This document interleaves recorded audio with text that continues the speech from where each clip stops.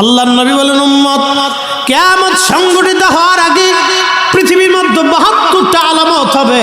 তার প্রথম নাম্বার আলামত হলো আমাতুস সালাহ, আমার উম্মতরা নামাজ মেরে ফেলবে, আমার উম্মতরা নামাজ পড়তে যাবে না, নামাজ ছেড়ে দিবে। নামাজ যদি দেখেন সমাজে বেনামাজি বেশি, তাহলে বুঝবেন কিয়ামতের সময় ঘনায় গেছে। সময় তো এখন চলতেছে, কারণ ঘরে ঘরে বেনামাজির সংখ্যা বেড়ে গেছে। হ্যাঁ, কথা মিথ্যা না সত্য? ২ নম্বরে আমানতের খেয়ানত হবে। ৩ নম্বরে সুদের কারবারি বাড়বে। ৪ নম্বরে মানুষ মিথ্যাটাকে সত্য মনে করবে। ৫ নম্বরে মানুষ পিতা মাতার অবাধ্য হবে। ৬ নম্বরে তালাকের সংখ্যা পৃথিবীতে বেড়ে যাবে। নবীজি যা বলেছেন তাই হচ্ছে। ২ নম্বর ওয়াদাউল আমানা, আমানত নষ্ট হয়ে যাবে, আমানতের খেয়ানত বাড়বে। প্রশ্ন করবেন মুফতি ফরিদি, আমানতের খেয়ানত কেমনে বাড়লো? যদি বিশ্বাস না করেন, কাউকে ১ লক্ষ টাকা হাওলাত দিয়ে দেখেন, আমানতের খেয়ানত বাড়বে। ছেলে বাবাকে বিশ্বাস করবে না, বাবা সন্তানদেরকে বিশ্বাস করবে না। আসলেই বাস্তব। বৃদ্ধ বাবা চিন্তা করে, বাবা সন্তানের নামে যদি জমি লিখে দেই, তাহলে এই সন্তান আমাকে বৃদ্ধকালে ভাত দেবে কিনা সন্দেহ আছে। কথা বলেন ঠিক কিনা? এটা চলতেছে, এটা রানিং চলতেছে। ওয়াদাউল আমানা, আমানতের প্রচুর খেয়ানত বাড়তে থাকবে। উম্মত তখন বুঝবা কিয়ামত খুব কাছে চলে আসছে।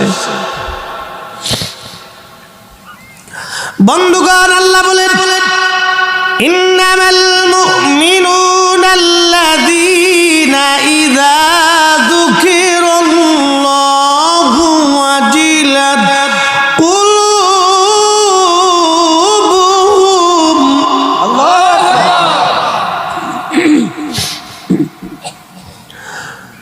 ওয়া ইযা তুলিয়াত আলাইহিম আয়াতুহু যাদাতুহুম ঈমানা।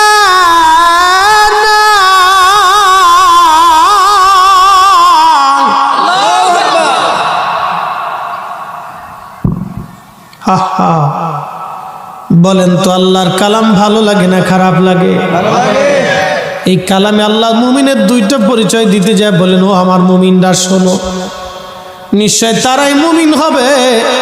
আমি মালিকের স্মরণ যখন অন্তরে আসবে, তখন আমি আল্লাহর ভয়ে অন্তরগুলি কাঁপতে থাকবে। শুধু কাঁপতে থাকবে। মুফতির কাজ কি? অনেক বুঝে ফতোয়া দেওয়া। এই যে আলেমরা উল্টা পাল্টা ফতোয়া মেরে দিচ্ছে, এটা আমানতের খেয়ানত। এই কথা বলেন না কেন? মুসলমান, এইগুলি কিয়ামতের আলামত। ওয়াদাউল আমানা, আমানতের বিরাট বড় খেয়ানত। জানি আমার উচিত কথায় মাওই বেজার হবে, ডাল ভাতে কুটুম বেজার হবে। ওয়াজ করলে কি লাভ, শুনলে কি লাভ? লাভ হবে তার আমলে, আমলেও লাভ হবে না নবী প্রেম না থাকলে দিলে। কথা বলেন ঠিক কিনা?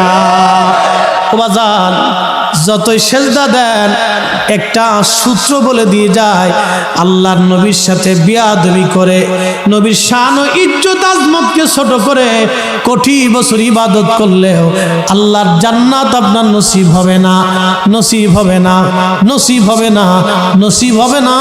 সামনে আসতেছি, বয়ানের মাঝে বলে দিয়ে যাব, খুব মনোযোগ দিয়ে। তার মানে কি? মসজিদগুলি চাকচিক্যময় হবে, কিন্তু ইমানদার দিলওয়ালা ইমানওয়ালা মুসল্লি পাওয়া যাবে না। আরে কি চমৎকার কথা, 1450 বছর আগে রাহমাতুল লিল আলামিন কি দামি কথা বলে দিয়ে গেলেন। মসজিদে উচ্চ সুউচ্চ মিনারা হবে, বড় বড় মিনার তৈরি হবে মসজিদের কোণাতে। আচ্ছা আপনারা এবার বলেন তো, নবীজি 72টা কিয়ামতের আলামতের একটা আলামতের দুইটা আলামত, মসজিদকে কেন্দ্র করে 3টা আলামত বললেন। একটা আলামত মসজিদ অনেক সুন্দর হবে, চাকচিক্যময় হবে, বহুতল বিশিষ্ট হবে। আল্লাহ নবী বলেন মসজিদ অনেক চাকচিক্যময় হবে, খুব সুন্দর চাকচিক্য হবে। 2 নম্বর বললেন মসজিদের ভিতরে মসজিদের পাশে অনেক বড় বড় উঁচু মিনার হবে। 3 নম্বর আল্লাহ নবী বলেন মসজিদের ভিতরে মুসল্লি থাকবে, কিন্তু দিলওয়ালা ইমানদার পাওয়া যাবে না। তার মানে মসজিদকে কেন্দ্র করে 3টা কিয়ামতের আলামত নবীজি বললেন।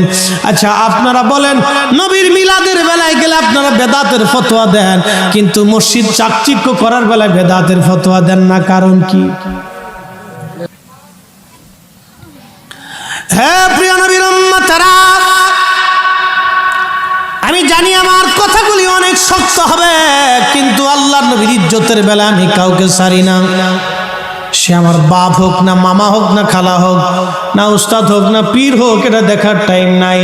একটাই কথা, নবীর চাইতে সৃষ্টির মধ্যে আর কেউ বড় নাই, আমার নবীর উপরে মর্যাদা বানার কেউ নাই। কথা বলেন ঠিক কিনা?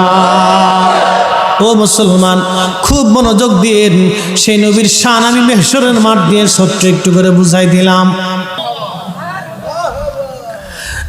নবীর উম্মত, এই যে আলামতগুলি, কিয়ামতের আলামতগুলি বলতেছি, খুব মনোযোগ দিয়েন বাপ। মসজিদ সুন্দর হবে, চাকচিক্যময় হবে।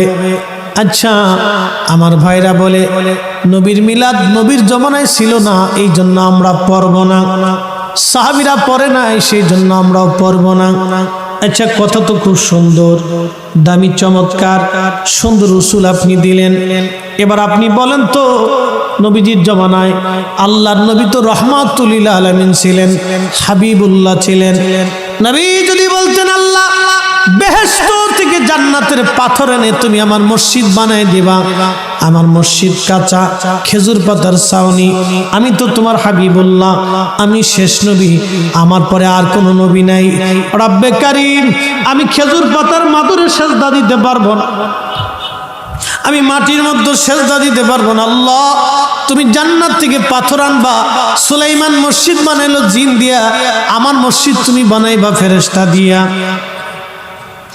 আল্লাহর নবী যদি আল্লাহর কাছে এই কথা বলতেন, তাহলে অবশ্যই আমার মালিক আমার আল্লাহ বেহেশত থেকে পাথর এনে আমার নবীর জন্য মসজিদ বানায় দিত।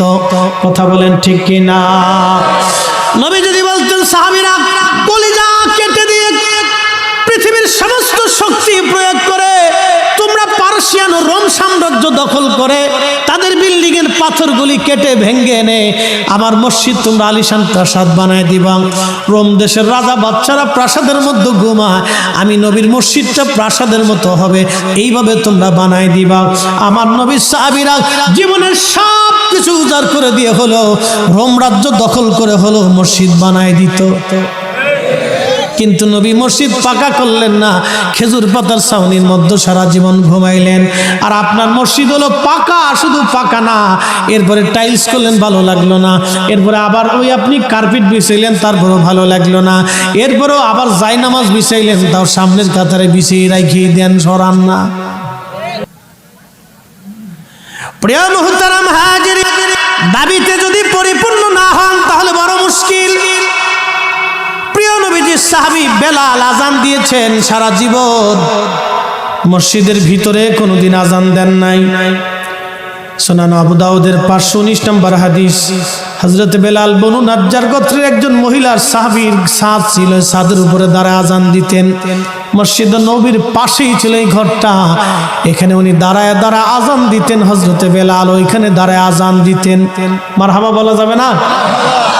রব্বানা যালামনা আনফুসানা ওয়া ইল্লাম তাগফির লানা, আল্লাহ আমার ভুল হয়ে গেছে, আপনি আমারে মাফ করে দেন। তখন আমার আল্লাহ তাকে মাফ করে দেয়। কিন্তু আজাজিল আল্লাহকে ডেকে বলল, হে রব তুমি তো বিতাড়িত করে দিলে আমাকে তোমার দরওয়াজা থেকে। বলে হ্যাঁ, 7 লক্ষ বছর ইবাদত করছি, তুমি কি আমাকে কিছু দেবা না? আজাজিলকে আল্লাহ বলেন কি চাও তুমি বলো। বলে রব্বুল আলামিন আমাকে তামাম পৃথিবী সায়ের করার জন্য 1 সেকেন্ডের ভিতরে তামাম সৃষ্টি ঘুরে আসবো, এই ক্ষমতা তুমি আমাকে দিবা। আল্লাহ বলেন যা তোকে দিলাম। কি বুঝলেন?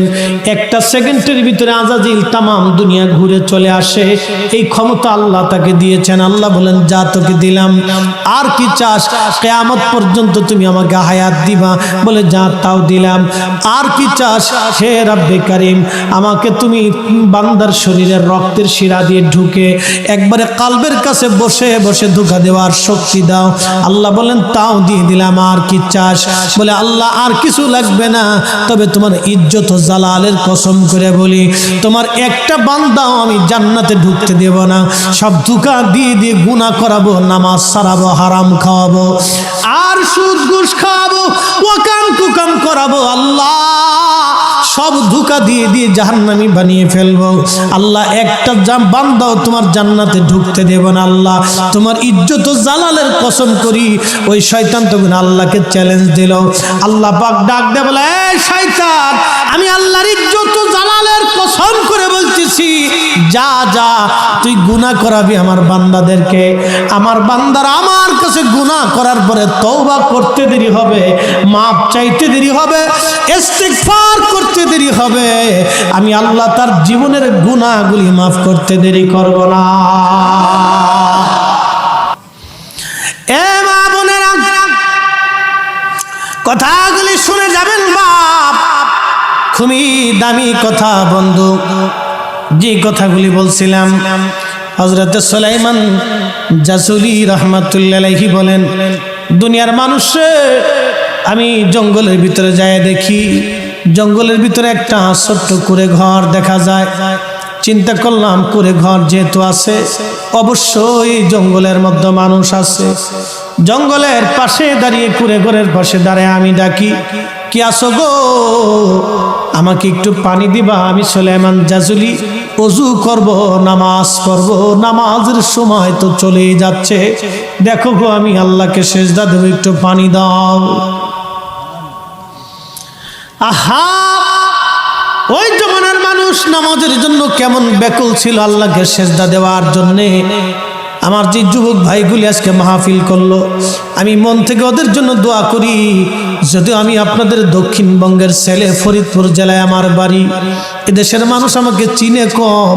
আমি চট্টগ্রাম, সিলেট থেকে শুরু করে ময়মনসিংহ, ঢাকা ওই অঞ্চলে থাকার কারণে আমি ওইদিকে মাহফিল করতে করতে অঞ্চলের মানুষ আমাকে চিনে, লক্ষ লক্ষ কোটি কোটি মুসলমান অঞ্চলের মানুষ আমাকে চিনে। সিলেট ডিভিশন থেকে চট্টগ্রামের ডিভিশনের এমন কোনো কোনা নাই, জেলা নাই, থানা নাই, ইউনিয়ন নাই আমি মাহফিল না করেছি। বন্ধু খুবই মনোযোগ।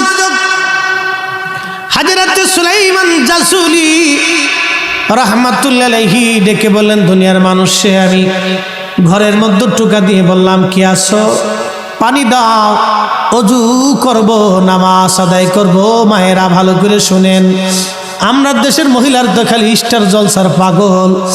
আর স্বামী যদি বিদেশ থাকে, বিদেশ থেকে টাকা আসতে দেরি হয়, মার্কেটে দৌড়াই যেতে দেরি হয় না, খালি পাখির মতো উঠতে থাকে, পাখির মতো উড়ে দিচ্ছে। এই তো পাশে কুষ্টিয়া ইউনিভার্সিটি, মনে কিছু নেবেন না, আমার দেশের ছেলে মেয়েদেরকে আমরা পড়তে দেই ভালো স্টুডেন্ট হওয়ার জন্য। আমার ছেলেরা মেয়েরা বড় ইউনিভার্সিটিতে পড়বে মানুষের মতো মানুষ হওয়ার জন্য। কথা বলেন ঠিক কিনা? আমরা চাই ছেলেরা মানুষের মতো মানুষ হোক, কিন্তু কয়জন মানুষের মতো মানুষ হয় বলেন তো? হযরত সুলাইমান জাসুলি বলেন আমি ঘরের দরজা খুললো না, সারা শব্দ পাইলাম না। আমি ঘরের দরজা থেকে দৌড়াইয়া জঙ্গলের দিকে আরেকটু দৌড় দিয়া দেখি একটা কুয়া দেখা গেল। চিন্তা করলাম পাইছি, কুয়া যেহেতু আছে পানিও আছে। কুয়ার পাশে দৌড়াই যায় দেখলাম পানি আছে, কিন্তু পানি উঠানোর মতো কোনো ব্যবস্থা নাই। কিভাবে পানি উঠাইব? চিন্তা পেরেশানি আমাকে জেগে বসলো। সুলাইমান জাসুলি রহমাতুল্লাহ আলাইহি বলেন, দুনিয়ার মানুষে পানি কেমনে উঠাইব, দড়িও নাই, মশকও নাই। আমি সারা এলাকা তন্ন তন্ন করে তালাশ করে দেখলাম, তন্ন তন্ন করে খুঁজে দেখলাম, একটু পানি দড়িও নাই, মশকও নাই, কিভাবে পানি উঠাই? আমি পেরেশান হয়ে গেলাম। আমি এমন সময় লক্ষ্য করলাম একটা আফ্রিকান ছোট্ট মেয়ে কুয়ার অদূরে দাঁড়ায় দাঁড়ায় আমার দিকে তাকায় তাকায় মুস্কি মুস্কি হাসে। এ মা, এ বোনেরা,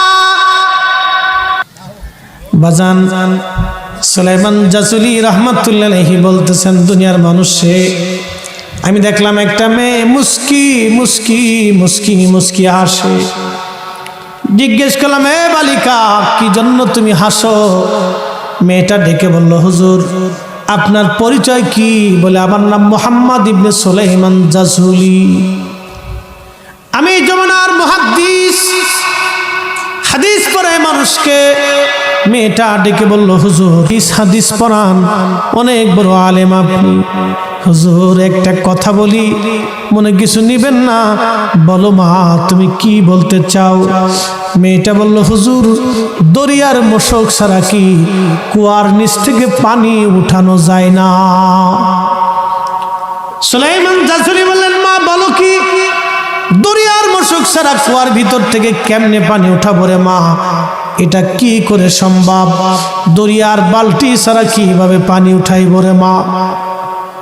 মেয়েটা ডেকে বলল, হুজুর আপনি অনেক বড় মুহাদ্দিস, আপনার অনেক মুরিদ আছে, অনেক ছাত্র আছে, অনেক নাম আপনার শুনেছি, দুনিয়া ঘুরে ঘুরে হাদিস খুঁজেন, আপনি তালাশ করেন, কিন্তু দরিয়ার মশক ছাড়া কি পানি উঠাইতে পারেন না আপনি? বলে, না রে মা, এটা কি করে সম্ভব? মেয়েটা বলল, হুজুর একটু দাঁড়ান, হুজুর একটু দাঁড়ান। এই কথা বলে মেয়েটা একটা পাথর ধাক্কা দিয়ে কুয়ার পাশে দিয়ে ওই পাথরের উপর দাঁড়াইয়া কুয়ার মধ্যে কি যেন পড়ল, আর কুয়ার মধ্যে নিজের থুতুগুলি ছেড়ে দিল। কি যেন পড়ল, কুয়ার মধ্যে থুতু ছেড়ে দিল। আল্লাহর ওলি সুলাইমান জাসুলি ডেকে বলেন, দুনিয়ার মানুষ শোনো, আমি লক্ষ্য করলাম মেয়েটা, ছোট্ট মেয়েটি কি যেন পরে কুয়ার মধ্যে থুতু মারে, কুয়ার নিচ থেকে পানি উঠে উঠে উঠে উঠে একেবারে কুয়া পরিপূর্ণ হয়ে গেল। তেলের গাড়ি তেলে চলে,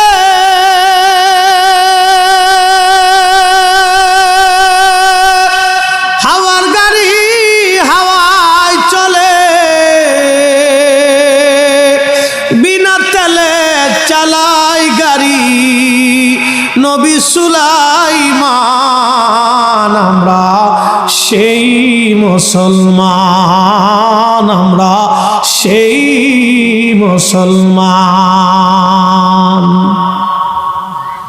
ও মা বোনেরা রে, খুবই মনোযোগ দিয়ে শোনেন। একটা ছোট্ট মেয়ে কি করলো, তার থুতুর ওই পানির মধ্যে ছেড়ে দেওয়ার সঙ্গে সঙ্গে পানি উঠে উঠে কুয়া ভরে গেল।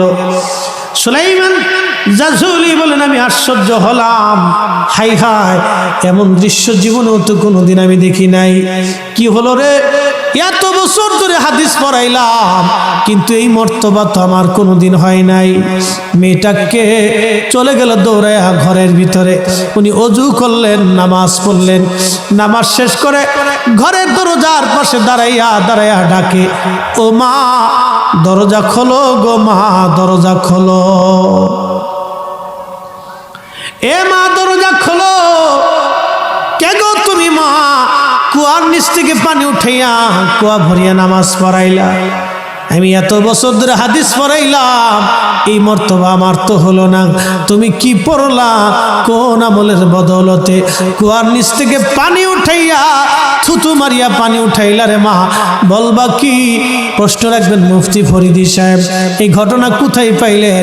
সুলাইমান জাসুলি নিজের কিতাব দালাইলুল খায়রাতের মুকদ্দমার ভিতরে নিজে লিখে গেছে। মারহাবা কোন? মারহাবা। উনি ওনার নিজের কিতাবের মুকদ্দমাতে নিজে লিখে গেছে। ও মানুষ, আমার জীবনে একটা ঘটনা আমার জীবনকে পরিবর্তন করে দিয়েছে, আমাকে আশিক রসুল বানিয়েছে। হা হা, তারা কত বড় আশিক রসুল ছিলেন। ওনার ইন্তেকাল হয়ে যাওয়ার 70 বছর পরেও ওনার কবরে ওনার শরীর পচে নাই। আসতে কেন জোরে বলেন। মানুষ মরে যাওয়ার 24 ঘন্টা পরে তার শরীরের ভিতরে পোকা লাগে, পায়খানা রাস্তা দিয়ে একটা পোকা আসে।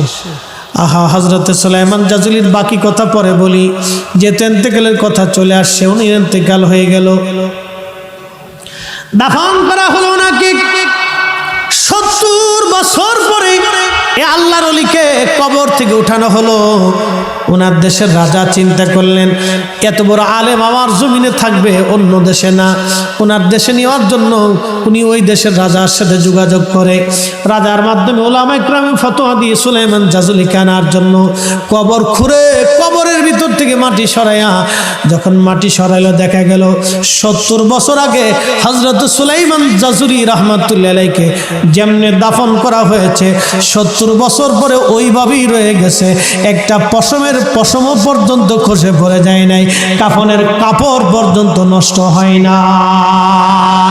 আজরে বলেন তো আল্লাহু আকবার। ইন্নাল্লাযীনা আমানু ওয়া আমিলুস সালিহাতি উলাইকা হুম খায়রুল বারিয়া। নিশ্চয় তোমরা যারা ঈমান আনছো, ঈমান অনুযায়ী তোমরা যারা মুত্তাকি হয়েছো, আল্লাহওয়ালা হয়েছো, আমি আল্লাহর ওলি হয়েছো, উলাইকা হুম, কোরআন বলে উলাইকা হুম খায়রুল বারিয়া, তোমরা সৃষ্টির মধ্যে তোমরা সেরা, সৃষ্টির মধ্যে তোমরা সেরা। আল্লাহ বলেন আলা ইন্না আউলিয়া আল্লাহি লা খাউফ, নিশ্চয় আমার ওলি যারা তাদের ভয় নাই, ওয়ালা হুম ইয়াহজানুন, তাদের চিন্তাও নাই। জোরে বলেন মারহাবা। কে বলছে? আল্লাহ না, আমার কথা। আল্লাহ বলছে সাবধান, লা খাউফ, কোনো ভয়ও নেই, ওয়ালা হুম ইয়াহজানুন, কোনো চিন্তাও নেই। কত দামি কথা, চিন্তা করেন তো। ওলি হলে কি দাম, চিন্তা করেন তো, কি দাম। কোনো ভয় নেই, চিন্তা মুক্ত থাকে। 70 বছর পর্যন্ত একজন মানুষ কবরের ভিতরে মাটির নিচে একটা পাথর যদি রাখেন তো পাথর নষ্ট হয়ে যায়। একটা লোহাও যদি রাখেন 70 বছর পরে লোহা নষ্ট হয়ে যায়। একটা মানুষ 70 বছর পর্যন্ত কবরের ভিতরে একটা পশম পর্যন্ত খসে যায় নাই, হাতের আর্দ্রতা নষ্ট হয় নাই, ত্বক নষ্ট হয় নাই, ব্লাড সার্কুলেশন, রক্ত সঞ্চালন তখনও চলতেছে। বিজ্ঞান বলে মানুষ মরে যাওয়ার 24 ঘন্টা পরে পায়খানার রাস্তা দিয়ে একটা পোকা বের হয়। এই পোকাটা বের হয়ে তামাম শরীরে ছড়িয়ে যায়, দেখা যায় না এই পোকাটা। মানব শরীরের সমস্ত জায়গায় পোকাটা ছড়ায় যায়, দুর্গন্ধ ছড়াইতে থাকে। তখন মানুষ বলে, তাড়াতাড়ি সরাও, তাকে কবরে দিয়ে দাও, দুর্গন্ধ থাকা যাবে না, প্রাণের বিবি জুদা হয়ে যাবে, সন্তান তাড়াতাড়ি কবর দিয়ে দিবে। কত কঠিন জীবন, কত কঠিন। যে সন্তানের জন্য সূর্যের তাপ উপেক্ষা করলে, যে বিবির জন্য শীতের রাত উপেক্ষা করলে, যে জীবনের জন্য বাড়ি গাড়ির জন্য মারামারি পারাপারি ঝগড়া ফাসাদ করলেন, আজকে জমিদারি বাড়ি সমাজ আপনাকে কবরে দিয়ে দিচ্ছে। শরীরে দুর্গন্ধ, সন্তান পর্যন্ত জুদা হয়ে গেল, প্রাণের বিবি জুদা হলো। ও নবীর উম্মত, তাহার জীবন কি কঠিন, জীবন বড় কঠিন, কঠিন বাস্তবতা। নবী বলেন, আয়েশা রে, তুমি কি জানো মানুষের জীবনের কঠিন সময় কখন? আম্মা জান আয়েশা বলেন, ইয়া নবী আল্লাহি, আল্লাহু ওয়া রাসূলুহু আলাম, আল্লাহ জানে এবং তার নবী ভালো জানে। আল্লাহ জানে, নবী জানে। নবীজি কেঁদে কেঁদে বলে, আয়েশা রে, মানুষের ইন্তেকালের সময় যখন তার পাশে মানুষ থাকে, আজরাইল আলাইহিস সালাম আসে বদকারের জান কবজ করার জন্য, গুনাহগারের জান কবজ করার জন্য আজরাইল আসে বিকট চেহারা নিয়ে। তখন তার জিহ্বা বের হয়ে আসতে চায়, চোখ বড় বড় হয়ে যায়, ছটফট করতে থাকে। আহা, এই কঠিন দৃশ্য দেখে দুনিয়ার চারপাশের মানুষগুলি তার কোনো উপকার করতে পারে না। রুহটা সামাম শরীরের বিভিন্ন জায়গায় দৌড়াইতে থাকে পালানোর জন্য। আহা, সেই দিন আজরাইল বলে, আর পালানোর কোনো সুযোগ নাই। হে আত্মা, তুই তাড়াতাড়ি বের হয়ে আয়। এই খবিস, তুই তাড়াতাড়ি বের হ, তোকে নিয়ে যাবো রব্বে কারিমের দরবারে। ওই খবিস আত্মাগুলি তখন ভয়ে তামাম শরীরের বিভিন্ন জায়গায় দৌড়ায়। কিন্তু নেককার আত্মা হলে আল্লাহর আজরাইল ডাক দে বলে, ইয়া আইয়াতুহান নাফসুল মুতমাইন্না তুরজিই ইলা রাব্বিকি রাদিয়াতাম মারদিয়া ফাদখুলি ফি ইবাদি ওয়াদখুলি জান্নাতি। হে প্রশান্ত আত্মা, তুমি সারা জীবন আল্লাহর গোলামি করছো, নবীর গোলামি করছো, তুমি বের হয়ে আসো আল্লাহর দিকে, তুমি আল্লাহর সন্তুষ্টির দিকে চলো। যেখানে আল্লাহর ওলিরা, আল্লাহর বান্দারা, আল্লাহর প্রিয় বাজনরা, আল্লাহর জান্নাতীরা থাকে, তুমি ওই জান্নাতে চলো। একবার জোরে বলা যাবে কি মারহাবা?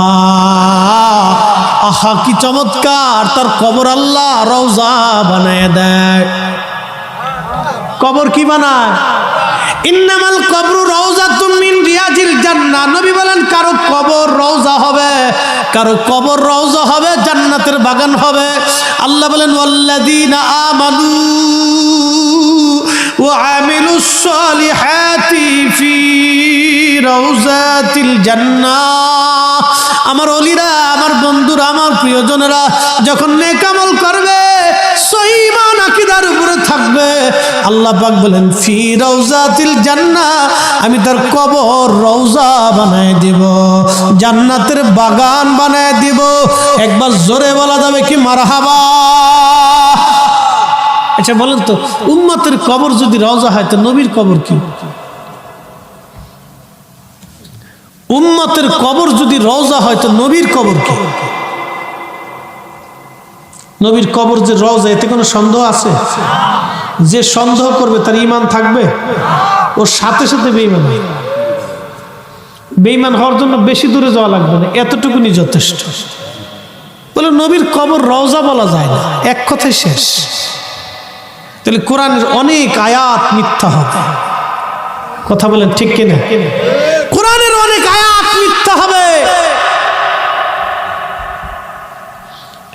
প্রিয় নবীজি বলতেছেন, আয়েশা, মানুষের জীবনের বড় কঠিন সময় তখন যখন তাকে জান কবজ করে নিয়ে যাওয়া হলো। জান কবজ করো কঠিন।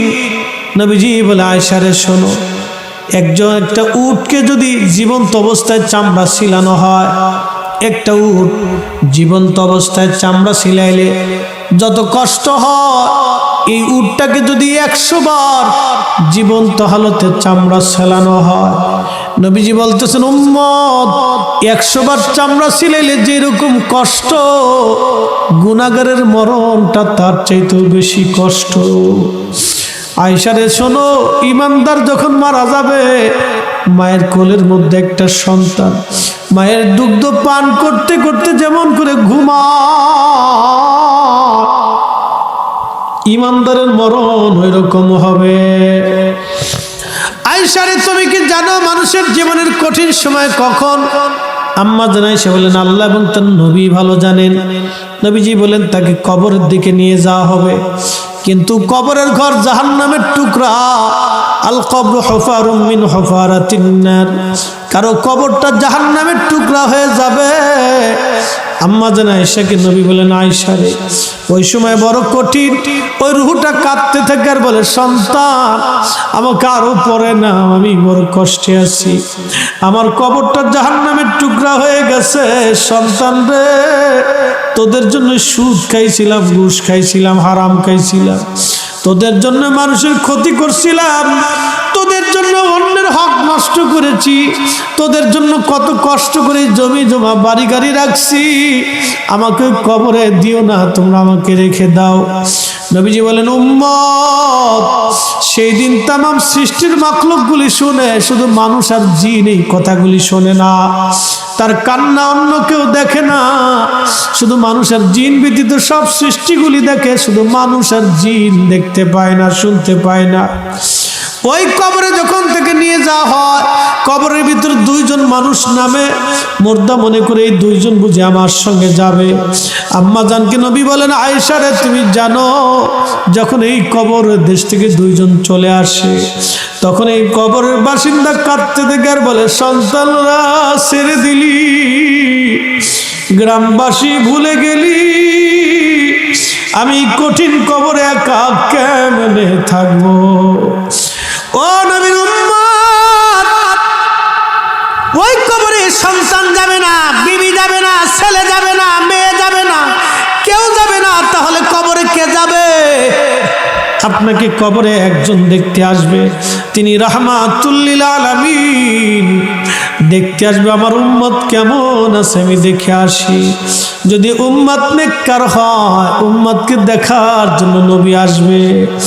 ওই কবরে যিনি আপনার আপন, এই যে এলাকার, এই আপনার ইসলামিক ইউনিভার্সিটি থানায় কুষ্টিয়াতে বহু মানুষ কবরে চলে গেছে, এই থানায় গ্রামের বহু মানুষ কবরে চলে গেল, কোনোদিন আর তারা ফিরে আসে নাই, আর কোনোদিন তারা ফিরে আসবে না বাজান।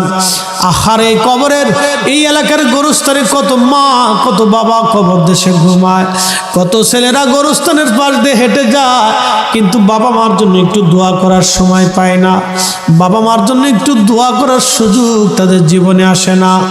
ভুলে গেছে বাবা মার জন্য কথাগুলি, কবর জিয়ারত ভুলে গেছে। এখন তো আবার নতুন নতুন ফতোয়া হয়, কবরের পাশে যায় শুধু সালাম দিয়ে চলে যাবেন, আর কিচ্ছু করা লাগবে না, সালামের পরিবর্তে যা বলবেন সব বেদাত হয়ে যাবে। হাই হাই, নবীর দুশ্মন চারপাশ দিয়ে ভরা, একই তো মানুষ কবর জিয়ারত ভুলে গেছে, দুয়াই করে না, তারপরে যদি ফতোয়া পায় আরো বাদ দিয়ে দিবে। কথা বলেন ঠিক কিনা? আল্লাহর নবী কবরের পাশে দাঁড়ায় হাত তুললেন। আল্লাহর নবী হযরত সাহাবী আব্দুল্লাহ জুলবাজাদাইনের কবর দেওয়ার পরে নবীজি দাঁড়ায় হাত তুললেন, সাহাবীরা হাত তুলে নবী বললেন, আল্লাহ আমি আব্দুল্লাহ জুলবাজাদাইনের উপরে খুশি, তুমি আমার আব্দুল্লাহর উপরে খুশি হয়ে যাও, আমি নবী রাজি, তুমি আল্লাহ রাজি হয়ে যাও। হযরতে ইমাম নববী রিয়াদুস সালিহিন একটা হাদিসের কিতাব লেখছে, এই কিতাবের ভিতরে একটা বাব করেছেন, আদ-দুআউ লিল মাইয়িত বাদা দফানিহি, মানুষের দফনের পরে দোয়া।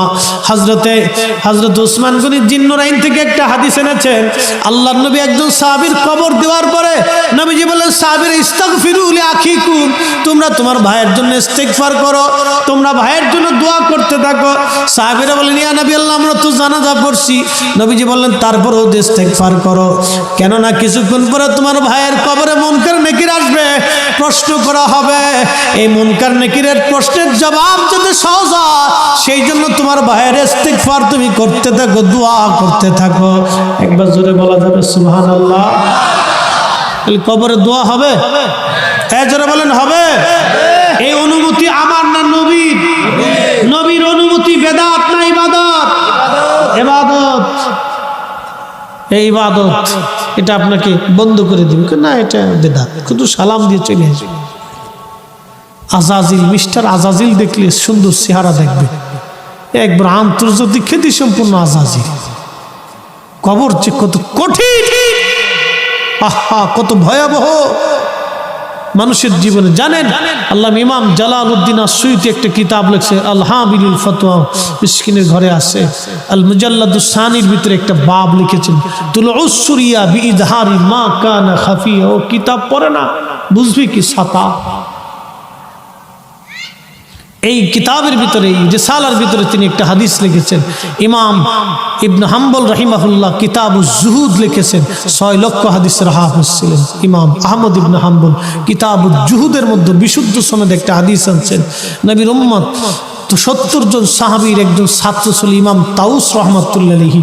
তিনি একটা হাদিস বলতেছেন আমি 70 জন সাহাবী থেকে হাদিস শুনেছি, 70 জন সাহাবী থেকে আমি দ্বীন শিখেছি।